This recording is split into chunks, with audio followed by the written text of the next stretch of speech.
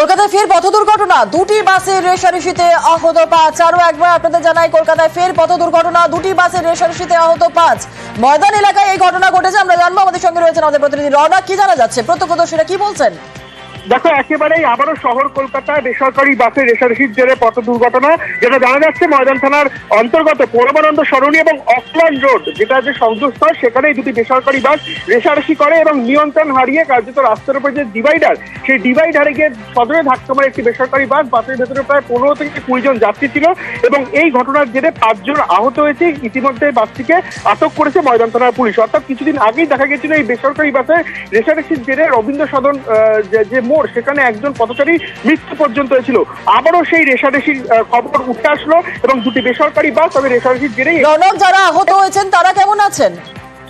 তাতে একেবারে 5 জন আহত হয়েছেন এবং জানা যাচ্ছে যেই তো সদরে ধাক্কা মেরেছে, সেই কারণে কিন্তু অল্প বিস্তর আঘাত লেগেছে তাদের, কিন্তু এখনো পর্যন্ত সে অর্থে গুরুতর জখম বা হতাহতের খবর উঠে আসেনি। ইতিমধ্যে যে বাসটি, সেই বাসটিকে আটক করেছে ময়দান থানার পুলিশ। বেশ, ধন্যবাদ রওনক।